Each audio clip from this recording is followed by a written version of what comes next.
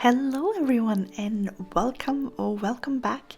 Today I am working in Rooms of Wonder by Johanna Basford, and I'm going to go back and keep going on my little magical objects page. So today I'm going to get started on the little key so that we can kind of finish off another row there. As you can see, I have drawn in a few things and I'll give you a better shot of that shortly. So I'm using my Polychromos pencils, my Albrecht Dürer, and a couple of Brutfuner pencils or watercolor pencils as well. So as you can see, I drew in here like a little stand for the key.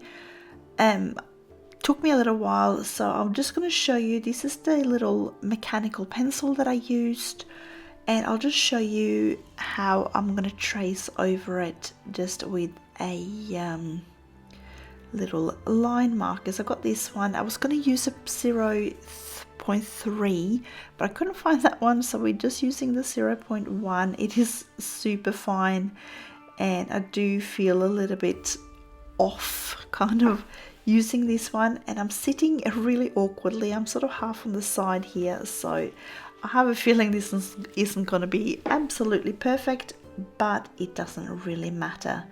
So I'm just going to get the lines down so I have something to go by, and I can always fix it up later when I'm adding in the colors. So I'm just sort of going over where I've got my main lines. So obviously I've already been in there and erased a little bit and drawn some new lines and things beforehand. So that's obviously the advantage of drawing it in pencil first. And I'm just literally just tracing over it. Now when I sort of came up to here, I was, as I said, sitting really awkwardly, and I went way too sort of sharp up the side here, and it sort of kind of looks a bit more like a teardrop shape in the end, sort of sideways one. But I did end up manage to fix this one with the colors later on, so I wasn't too worried. Now I did forget to mention that I'm also using a Sakura jelly roll, and I'm also using my Derwent drawing Chinese white just to do a little bit of blending here when I'm going onto the key. And obviously I'm doing the watercolor background same as I've done previously on the row, so I'm just going to make it sort of match as well as I can. So I'm pretty much done now with my absolutely shocking tracing with my pen.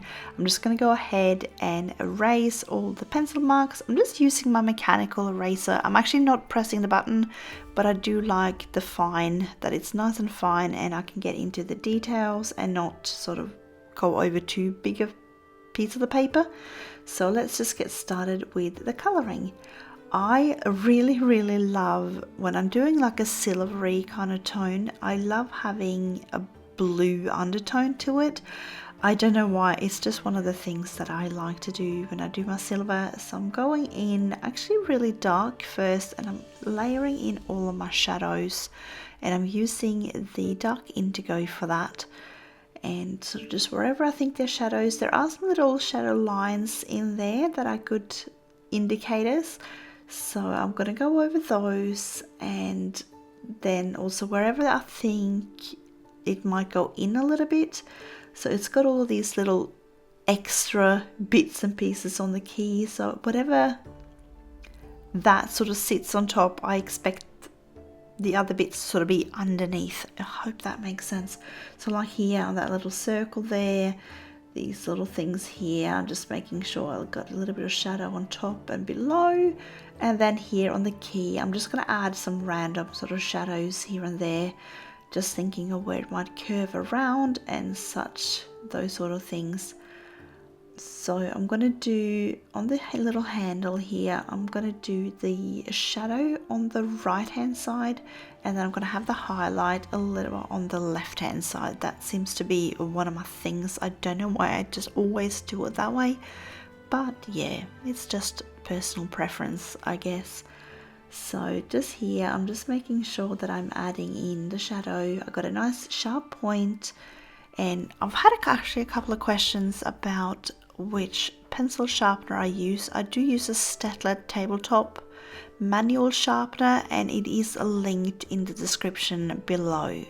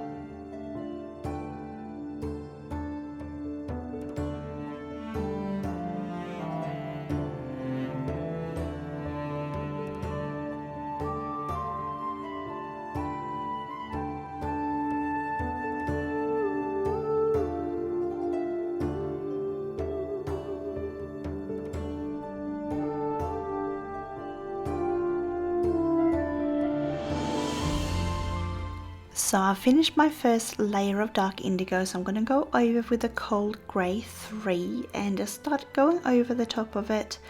I'm not going to go too much further in, just because I want to use some other colours in there. I also want to make sure that when I do metallic kind of colours that I have a good contrast between my shadows and my highlights. It's going to make it look more metallic that way. So I'm just making sure that I'm leaving a pretty decent white space at the moment, and I will go in later and just sort of fill that in a little bit more with some lighter colours, but I'm not going to go too crazy on them.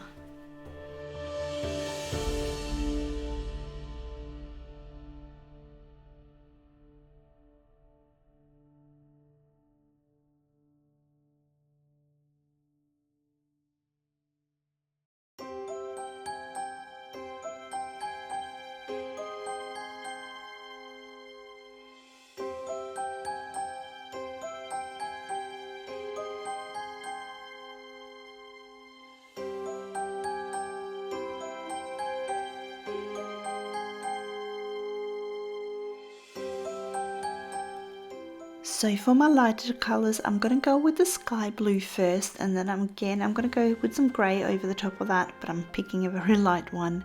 So I'm going in just very lightly, and I'm still, as you can see, leaving a little bit of a white highlight in the centre there.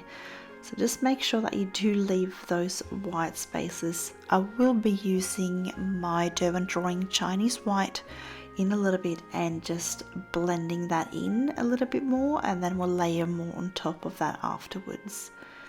But yeah, as I mentioned, I really like the blue undertones on sort of the silvery colours.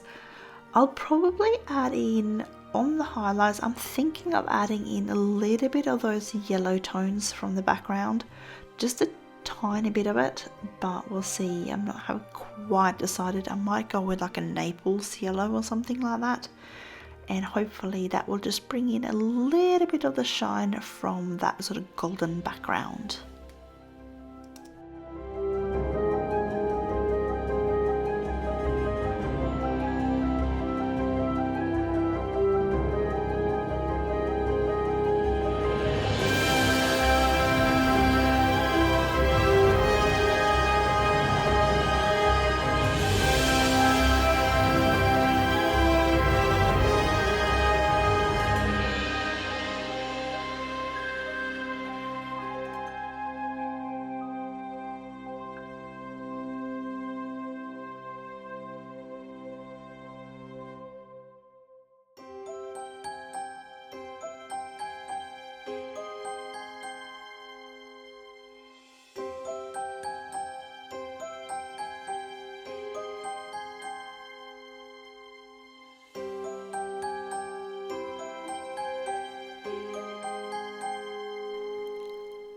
I thank you so much for coming in here and watching. If you're enjoying this video, I would love it if you take the time to give it a thumbs up, as it really does help my channel out.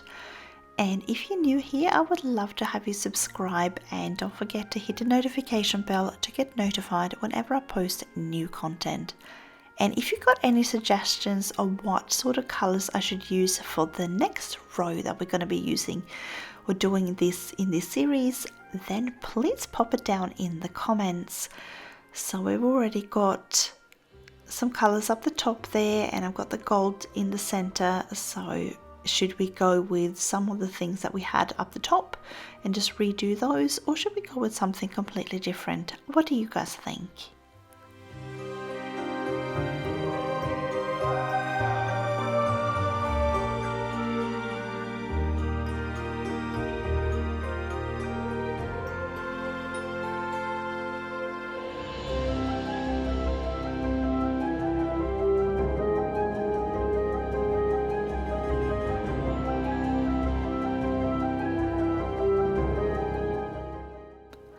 So I'm bringing out my Derwent Drawing Chinese White now, and I'm going to be using these to blend together the colors.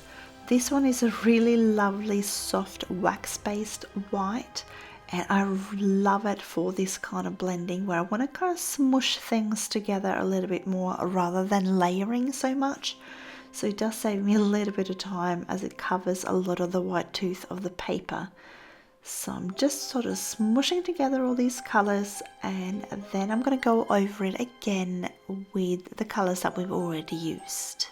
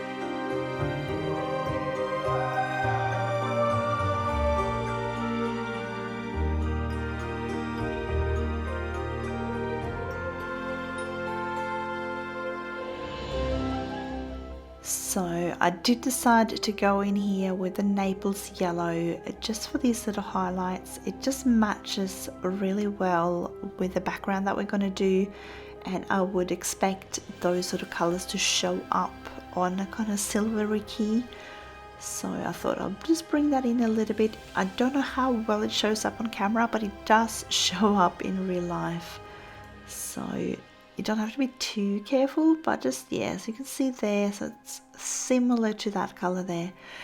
Also, if you don't have watercolor pencils and you're still going to do that background I'm doing, just use, so go ahead and use sort of the Naples Yellows and those sort of yellow ochres tones, and maybe like the burnt ochre, which I'm also using in the Albrecht Dürer for that background, can be used as well. And for the darker color I'm using the walnut brown.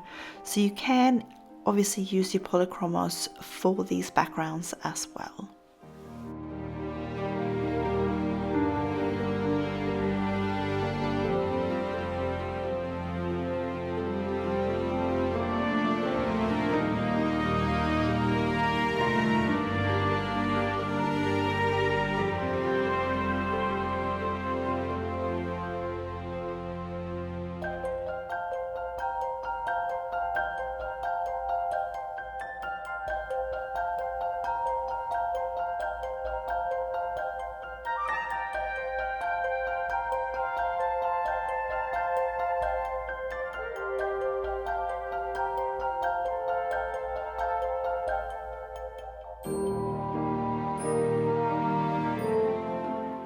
So I decided I needed a little bit of a highlighted area on this little wooden block that this stand is standing on. So I've got the light yellow ochre. I'm just sort of placing it in the center over the top of that Nougat color that I started with.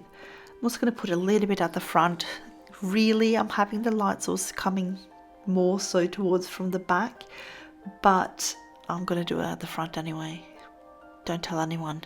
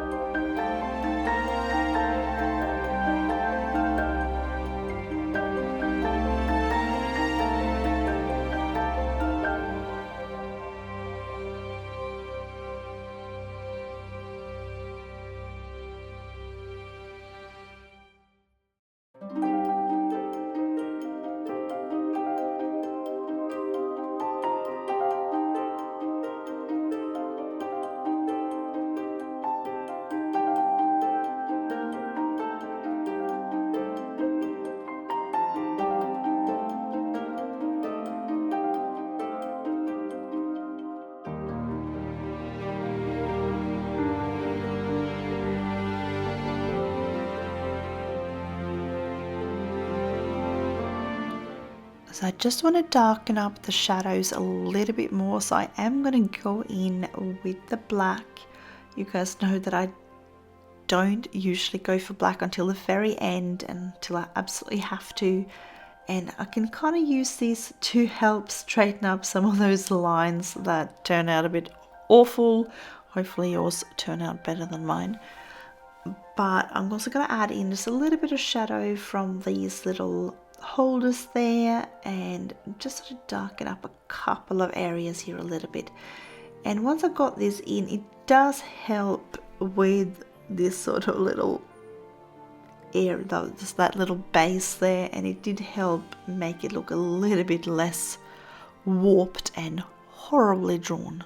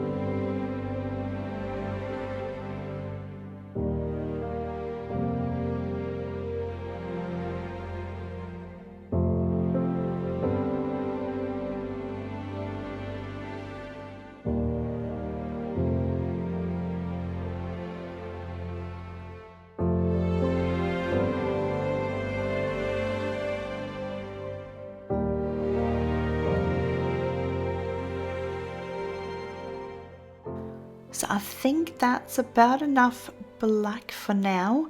So I'm going to go ahead and just color in those little holders that's holding up the key. I will go in there, I think, with some Sakura and my Jelly Roll pencil, not pencils, pens, and just remove those little lines there where you can kind of see where I've drawn over the key. So I'm going to get those removed, and then I'll also remove some of those black outlines on the key just to soften it up and make it look a little bit more three-dimensional.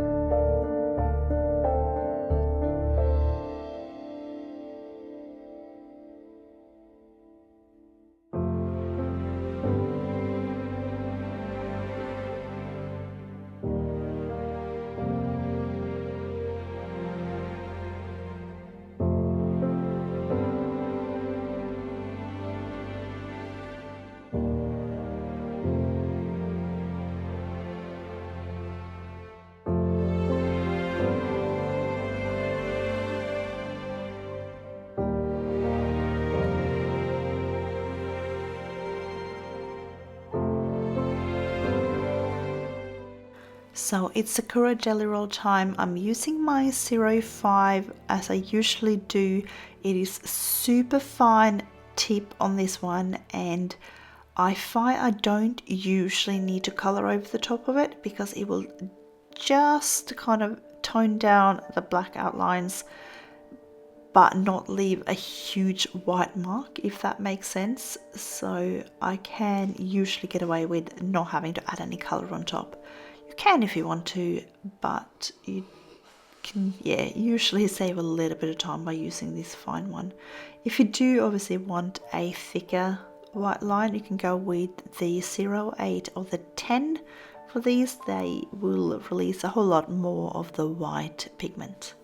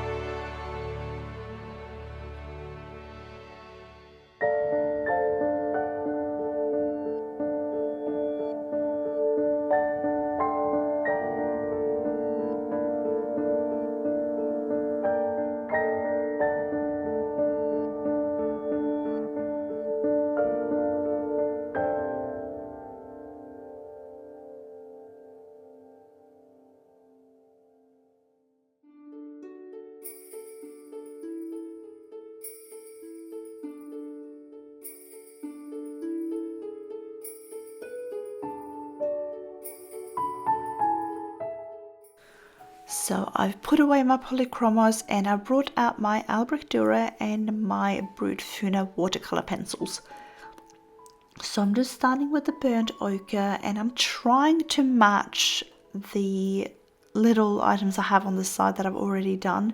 So I'm going to try to get this to blend in fairly seamlessly with the little square next to us.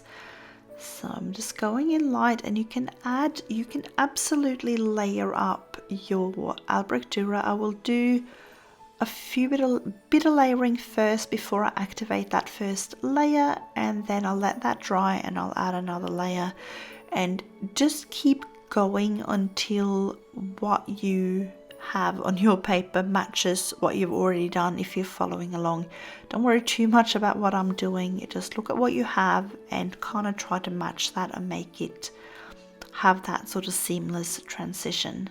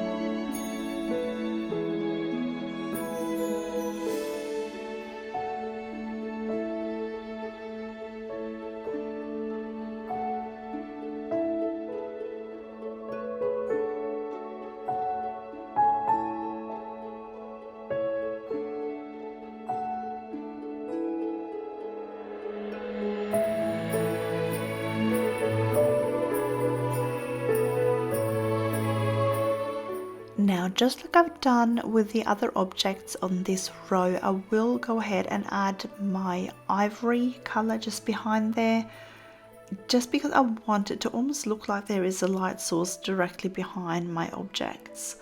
So I'm just going in with the ivory. It gives a little bit of a tiny yellow tinge to it, and it will also lighten up the other colors as I bring them a little bit closer in. So that way I don't add a brighter color straight onto the paper. I do have a little bit of a buffer to lighten them up. So I'm now back on to my Brutfuner.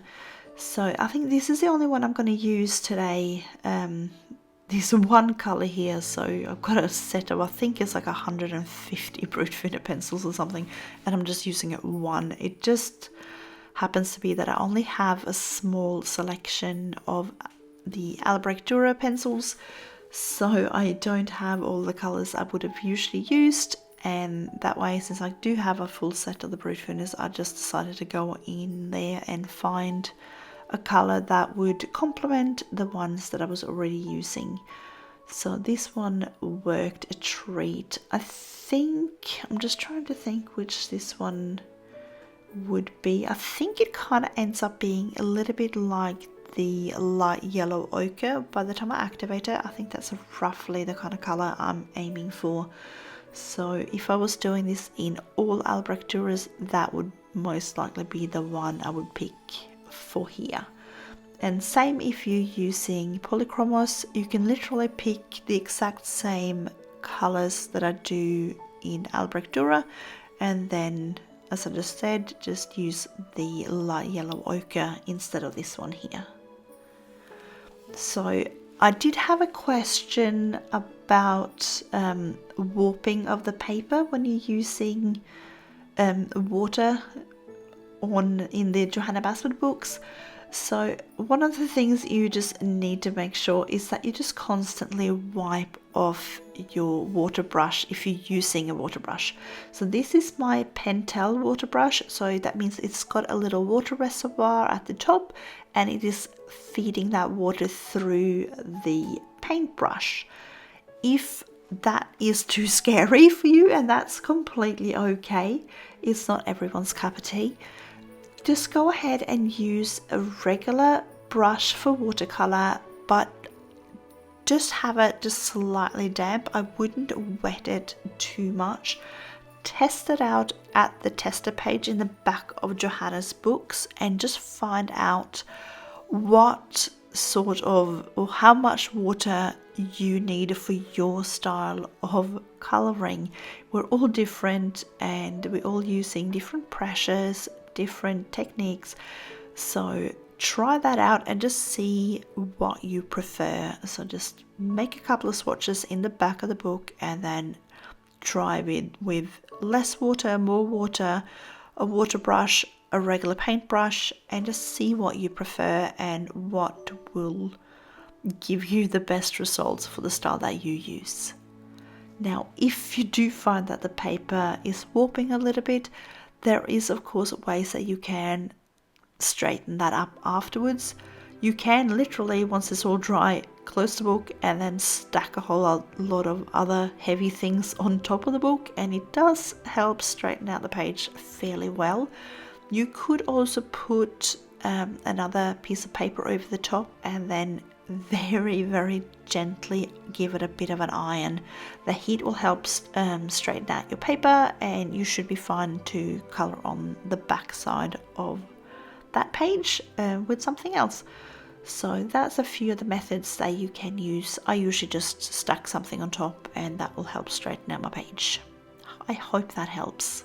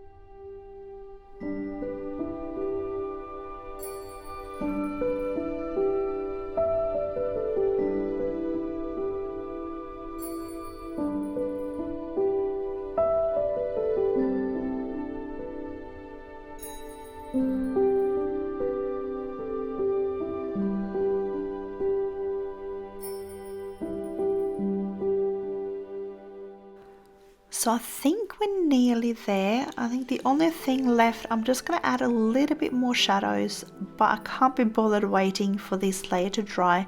So I'll show you another little way that you can do this. So just put the tip of the little pencil there and just literally rub your water brush to that tip, and then you can place it straight down onto the paper without worrying about the paper breaking because of the pressure of the pencil.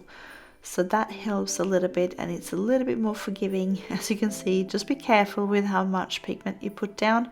That was fine just there because I have the shadow coming from the little wooden block there, but at least with the water brush, as you go, you're releasing more water, so you will thin down the pigment, so it will go a bit better. But there you go, here is the final product. I did go in there like I've done with the other ones and add some little Posca pen dots and things as well, as you can see. But you can always see that in the previous couple of episodes, and you'll see how I did that. Thank you guys so much for watching with me today. I really appreciate you being here. I wish you all a colourful day, and I will see you again next time.